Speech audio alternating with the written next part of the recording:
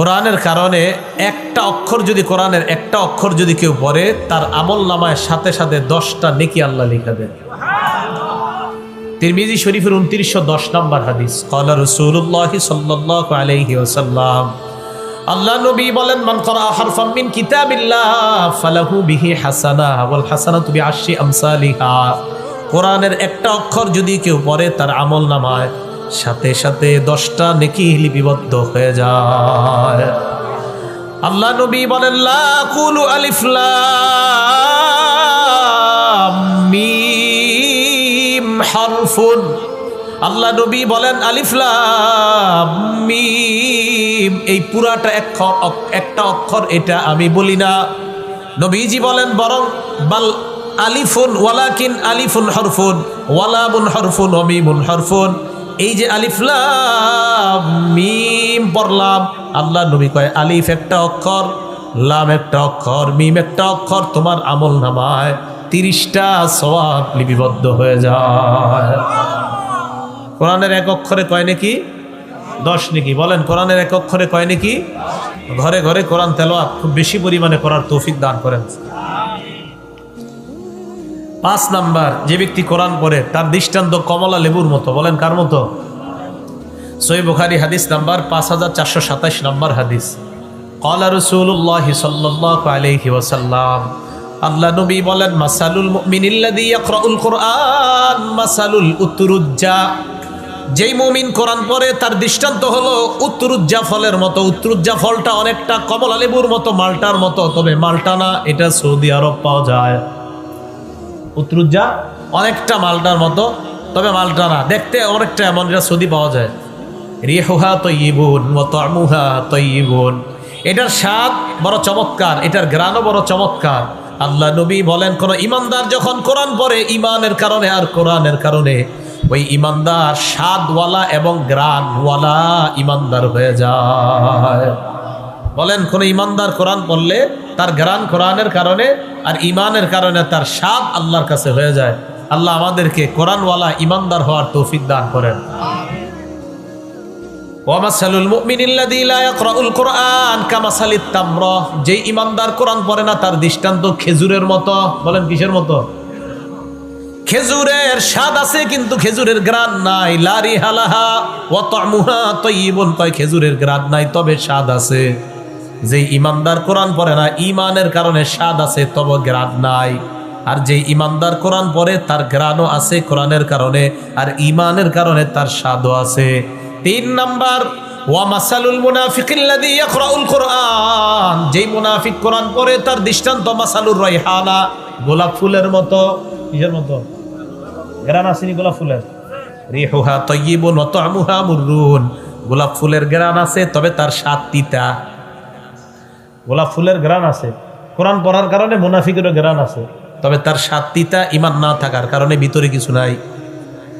4 number, মাসালুল মুনাফিকিল্লাযী লা ইয়াকরাউল কুরআন। যেই মুনাফিক কোরআন পড়ে না তার দৃষ্টান্ত কামাসালিল হানজালা, মাকাল ফলের মতো। মাকাল ফলের স্বাদও নাই ঘ্রাণও নাই। লা রিহালাহা ওয়া তা'মুহা মুররুন। মাকাল ফলের স্বাদও নাই ঘ্রাণও নাই। অনেক মুমিন আছে 7 দিনে 1 বছরেও নামাজ পড়ে না। এরা নামাজ পড়তে হবে এটা বিশ্বাসই করে না, কিন্তু দাবি করে ইমানদার। এই জাতীয় মানুষ যারা কোরআনও পড়ে না আবার দাবি করে ইমানদার, কিন্তু বললে বলে নামাজ পড়তে হবে, এটা কোন জায়গায় লেখা আছে? এই তার ইমান নাই। কিন্তু এর দৃষ্টান্ত হলো এই কোরআনও পড়ে না আর ভিতরে ইমানও নাই। এটার দৃষ্টান্ত মাকাল ফলের মতো, যার কোনো স্বাদও নাই, যার কোনো ঘ্রাণও নাই। এরা হলো সমাজের জন্য সবচাইতে ক্ষতির কারণ। এগুলো 5 নাম্বার কথা, বুঝলেন? 6 নাম্বার, রাত্রে 2টা-3টার দিকে উঠে পড়াশোনা শুরু করছেন আপনি। 3টায় দুনিয়ার মানুষগুলা ঘুমায়, এই এলাকার মানুষ ঘুমায়, পাইথলের মানুষগুলা ঘুমায়। রাত্রে 3টার দিকে আপনি পড়াশোনা করছেন। পাইথলের মানুষ যদিও ঘুমায়, তারা যদিও আপনার কোরআন তেলাওয়াত শোনে না, আল্লাহর ফেরেশতারা শুনে। সুবহানাল্লাহ, একটু জোরে কোন। আমি জানি আপনার আজকে এমন এমন কিছু শুনতেছেন যে আন্দাজে আপনি কমলার মতো কথা আপনি কি করেন। বুখারীর দলিল দিয়ে তো কইলাম, এখন যেরকম এটা মুসলিম শরীফের দলিল দিব। মানুষ তেলাওয়াত না শুনলে কে শোনে? কয় না কা? ফেরেশতা। কে শোনে? হ্যাঁ, মুসলিম শরীফের 796 নম্বর হাদিস। আবু সাঈদ খুদরি রাদিয়াল্লাহু তাআলা আনহুর বর্ণনা। উসাইদ ইবনে হুযাইর নবীর এক সাহাবার নাম। এই উসাইদ ইবনে হুযাইর রাদিয়াল্লাহু তাআলা আনহু বলেন, তিনি রাতের বেলা তার আস্তা বলে কোরআন পড়া শুরু করলেন। আস্তা বলের মধ্যে যখন তিনি কোরআন পড়তে লাগলেন, ইজালাত ফারাসুহু, তার ঘোড়াটা লাফালাফি শুরু করছে।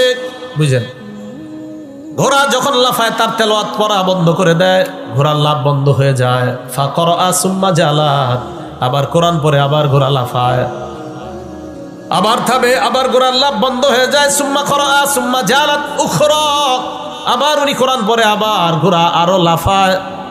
উনি চিন্তা করলেন, আর যদি আমি কোরআন পড়ি, কোরআন পড়লে এই আশঙ্কা আছে অন্তত ইয়াহিয়া, ওনার একটা সন্তান আছে ইয়াহিয়া, পাশে ঘুমায়। টেনশনে পড়ে গেলেন, আমি যদি আর কোরআন পড়ি, ঘোড়া লাফাইতে লাফাইতে আমার সন্তানকে মেরে ফেলতে পারে। কোরআন পড়া বন্ধ করে দিলেন। দেওয়ার পর ফাকুমতু ইলাইহা, তিনি বলেন আমি ওই ঘোড়ার কাছে গেলাম। যাওয়ার পর উপরের দিকে আমি তাকাইলাম, তাকায় দেখি ফাইজা হুয়া মিসলু যুল্লাতি ফাওকা রাসি, আমার মাথার উপরে একখণ্ড মেঘের মতো দেখা যায়। ফিহা আমসালুস সুরুজ, ওই মেঘের ভিতর তাকায় দেখলাম সুন্দর সুন্দর বাতি দেখা যায়। হঠাৎ আমি তাকায় দেখলাম আরজাত ফিল জাউবি হাত্তা মা আরহা, আমি দেখলাম ওই বাতিওয়ালা মেঘখণ্ডটা উপরের দিকে চলে যায়, এক পর্যায়ে যাইতে যাইতে শূন্যে বিলীন হয়ে যায়। আমি আর এই বাতিগুলা দেখি না। ফালাম্মা গাদাউতু আলা রাসূলিল্লাহি সাল্লাল্লাহু আলাইহি ওয়াসাল্লাম, সকালবেলা আমি আল্লাহ নবীর কাছে আসলাম।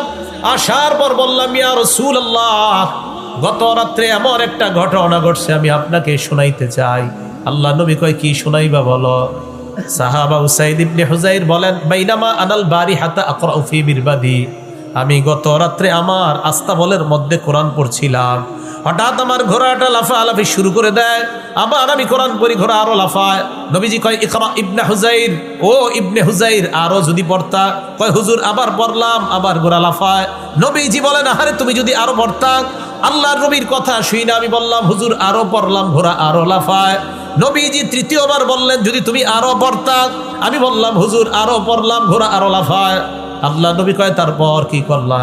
কয়, হুজুর আর পড়ি নাই, আমি পড়া বন্ধ করে দিলাম। আমার সন্তানকে যদি ওই ঘোড়া লাফাইতে লাফাইতে মেরে ফেলে, এই ভয়ে খশিতু আন তাতআ ইয়াহইয়া, ঘোড়াটা লাফাইতে লাফাইতে আমার সন্তানকে মেরে ফেলতে পারে, এই আশঙ্কায় আমি আমার পড়া বন্ধ করে দিলাম। আল্লাহ নবী বললেন, ও উসাইদ ইবনে হুযাইর, লাউ করাতা, তুমি যদি সকাল পর্যন্ত পড়তা, জানোনি কে ছিল তারা। হুজুরকে।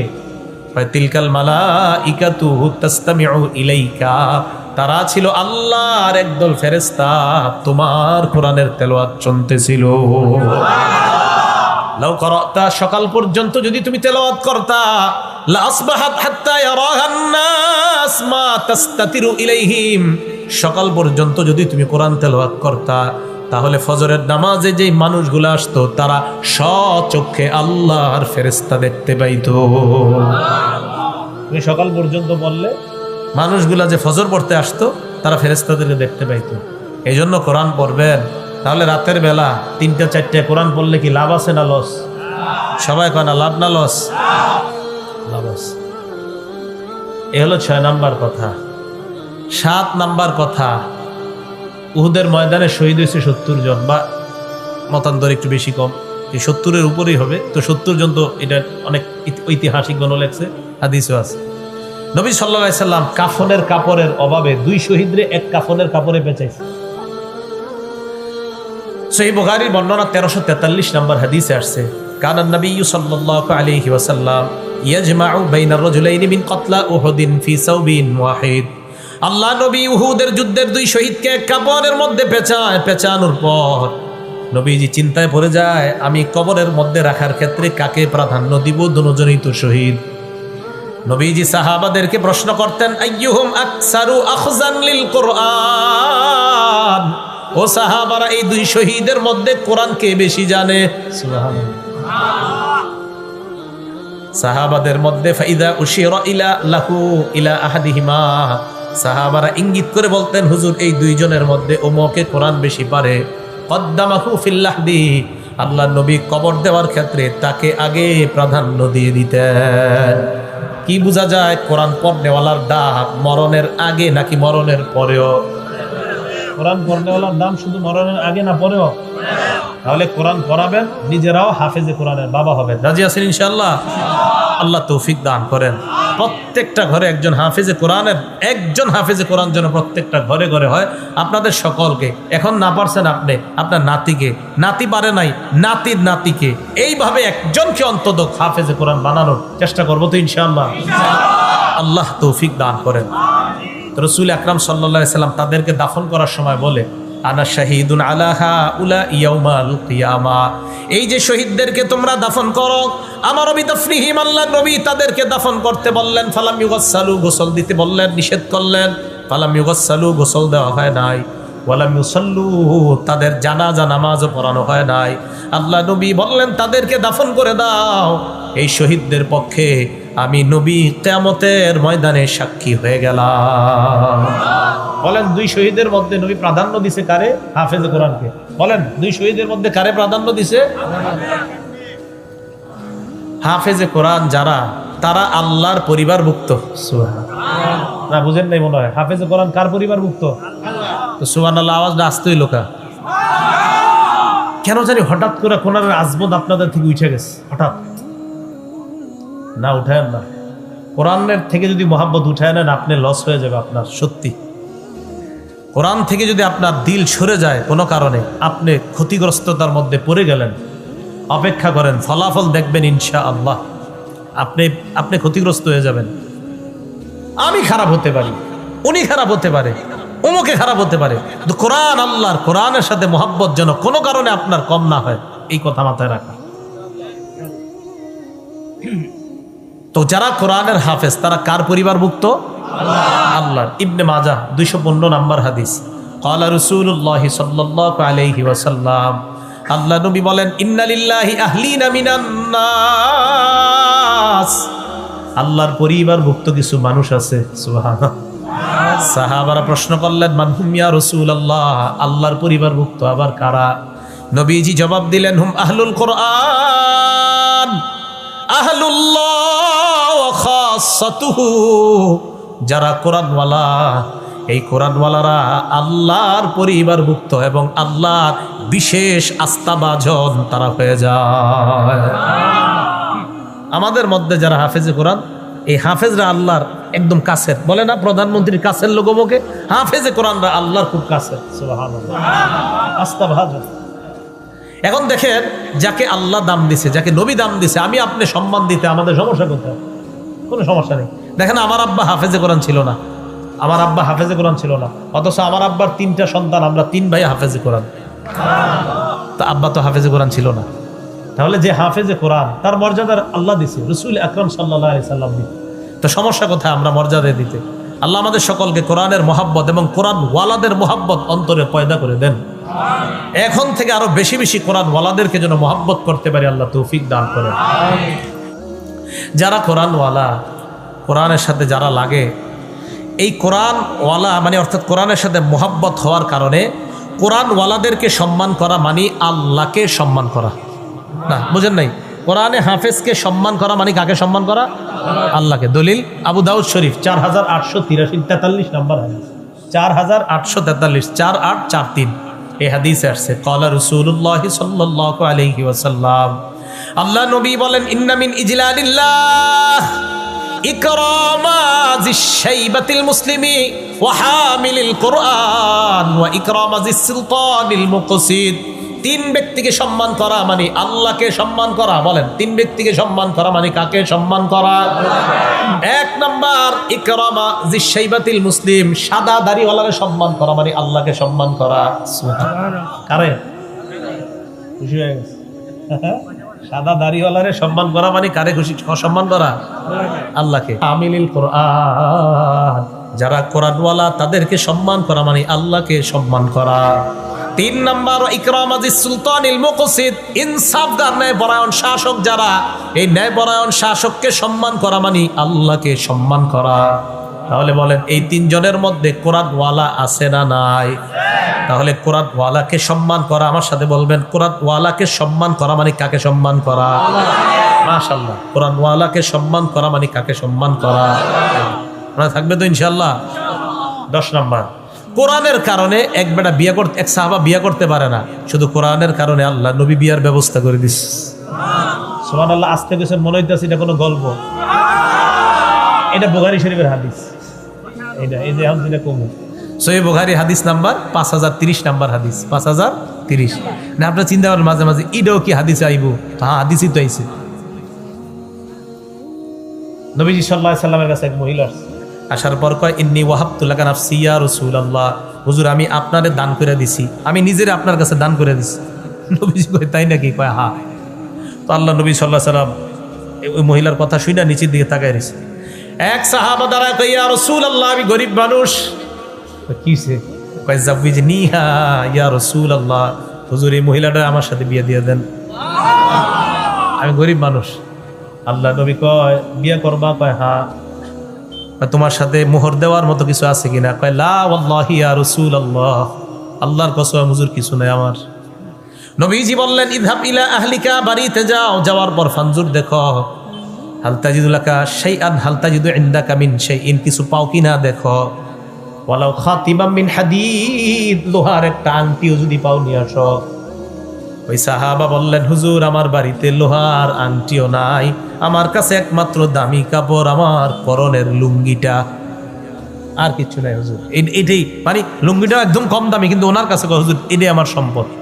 নবী যুগ, আরে লুঙ্গি কেমনে দেই মোহর, এটা অর্ধেক যদি তোমার বিবিরে দাও মোহর, অর্ধেক তুমি রাখো, তো তোমারই তো চলতে কষ্ট হবে। নবী যুগ, আচ্ছা যাও এখন একটু পরে প্রায় ধরো। এখন যেটা বলবো সবাই একদম মহাব্বতের সাথে একবার সুবহানাল্লাহ বলবেন। আজ বলেনি কথাটা। নবীজি তার ডাক দিয়ে বললেন, হাল মাআকা মিনাল কোরআন, তোমার কাছে কোরআনের কিছু আসেনি? কোরআন পারো? বিমাজা মাআকা মিনাল কোরআন, কোরআনের কিছু আছে কিনা তোমার কাছে? কয় হুজুর সূরাতুন কাযা ওয়া কাযা, ওই সূরাটা আমি পারি।